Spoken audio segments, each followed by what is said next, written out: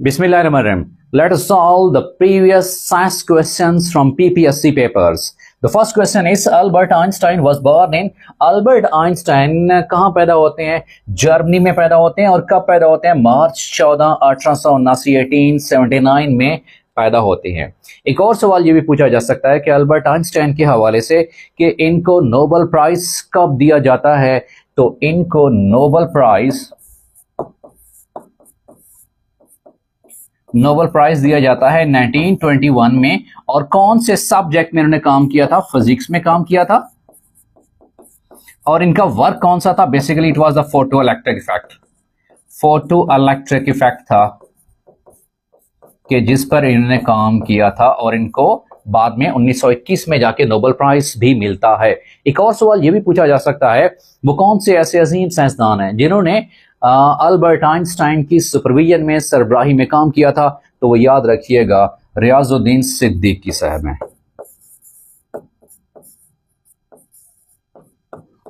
Riyazuddin Siddiqui, the Pakistani scientist who worked under the supervision of Albert Einstein. वो कौन से हैं? रियाजुद्दीन सिद्दीकी साहब हैं कि पाकिस्तानी साइंटिस्ट हैं who worked under the supervision of जिन्होंने काम किया अंडर द सुपरविजन ऑफ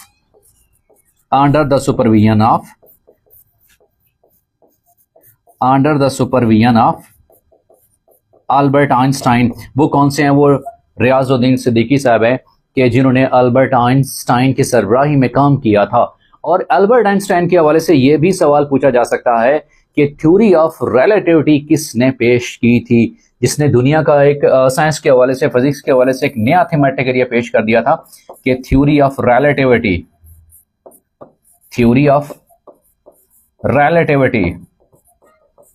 और इस थ्योरी के मुताबिक E is equal to mc²।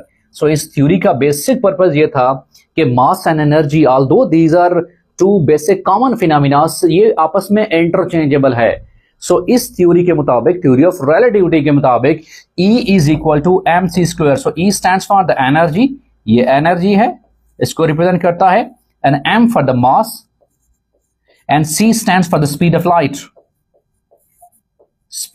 Light.